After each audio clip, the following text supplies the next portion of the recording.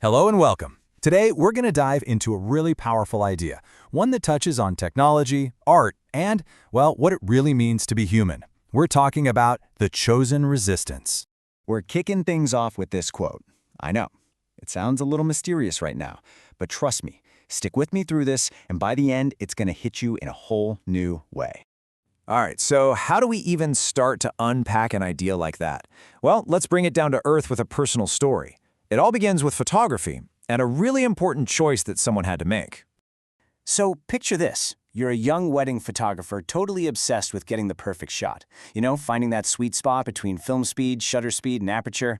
The magic wasn't just in the click of the camera, it was in the darkroom, the smell of chemicals, watching an image slowly, magically appear under that dim red light. That whole thing, that struggle, that constraint, that was the craft. But then, digital shows up. Now, for a lot of people, this was a game changer. It made photography accessible to everyone. But for our photographer, something important was lost. The constraint vanished, and with it, so did the passion. But here's the thing you gotta understand. This isn't some rant about digital being bad. Not at all. Think about the person who shoots photos of birds with a super fancy DSLR. They still have their resistance. It's about finding the right bird in the perfect spot at just the right moment. See, every generation kind of chooses its own creative struggle, its own craft. Someone way before our film photographer probably quit when they couldn't mix their own chemicals anymore. It's a pattern, a universal one. Now let's switch gears and see how this very same idea plays out in a totally different world, music. Because this is where the whole story of technology versus art gets, well, it gets really dramatic. You know, it all started so innocently. Back in 1877, Thomas Edison records Mary Had a Little Lamb. He actually thought his invention would be for, like, office dictation, not for music. But by 1889, you could drop a nickel in a machine and hear a song. And just like that, a whole industry was born. And with it, a huge battle for the soul of music began. Fast forward a few decades, and synchronized sound in movies puts thousands of live musicians straight out of work. This whole new way of doing things led to a bizarre phenomenon they called phonograph fright.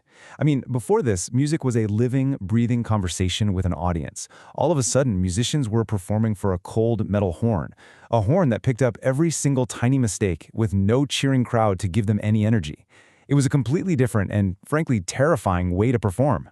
And get this, the machine didn't just record the music, it fundamentally changed it. The technology just couldn't handle certain sounds. So, can you believe this? Jazz bands had to swap their drums for cowbells and their double basses for tubas. Violins came out sounding ghostly. And every single song, no matter how grand or epic, had to be squeezed into the tiny 4-minute limit of an Edison cylinder.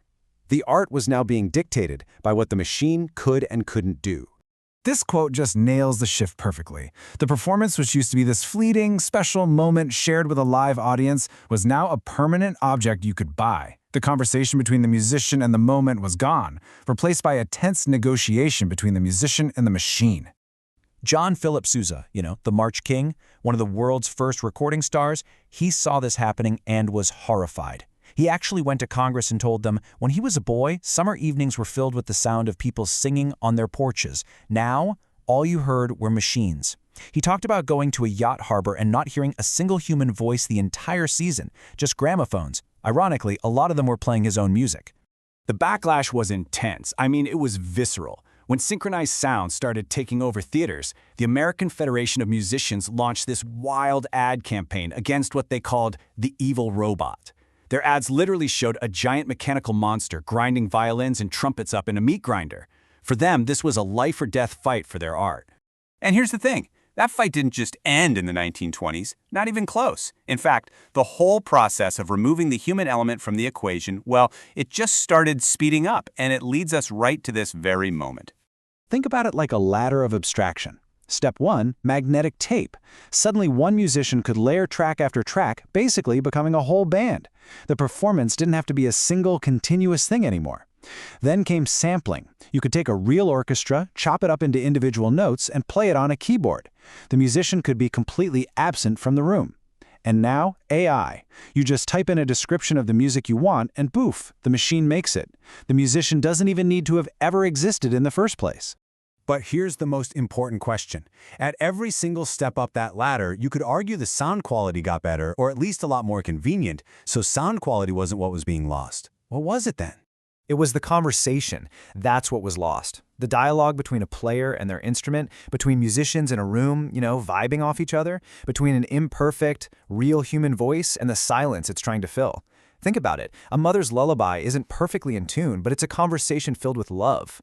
The machine makes that beautiful, imperfect conversation unnecessary. And this, right here, this brings us to the real heart of it all.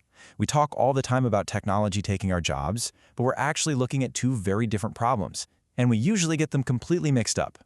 Okay, so on one hand, you've got economic displacement. This is a production problem. Jobs are lost, and yeah, that's painful, but new jobs get created. The system, over time, tends to sort of self-correct. But on the other hand, you have something totally different: human disempowerment. This isn't about production. It's about losing knowledge that lives inside us. And that kind of loss, it does not self-correct. Once it's gone, it's gone. There's actually a great word for this kind of embodied knowledge: metis. It's that practical, intuitive skill that lives in a musician's hands and the photographer's eye as they watch that image emerge in the darkroom. It's the craft you can't just write down in a textbook. That's what's lost when we're disempowered. So when all the experts tell us, hey, don't worry, AI will create a bunch of new jobs to replace the old ones, we have to stop and ask a much deeper question. Is that kind of recovery, just getting a new job title, the real recovery? And that's what brings this whole thing right back to us, to you and me. Because this isn't really a story about good tech versus bad tech. It's a story about the choices we all make, every single day. At the end of the day, the tool you use doesn't really matter. You could use AI and still be deeply, passionately engaged in the craft. Or you could use an old film camera and just be mindlessly following a recipe. What defines the work, what gives it meaning, is your relationship with that resistance, the specific conversation you choose to have. So the final question here, it isn't for me to answer, it's for you. In your work, in your art, in your own life, what is the conversation, the struggle, the craft, that metis that you will absolutely refuse to let a machine have without you? Because in the end, that choice, it isn't a technical one. It's not an economic one either. It's a choice about what truly matters to you. It's a choice made in the one place the machine can ever reach, because the heart is where the resistance is.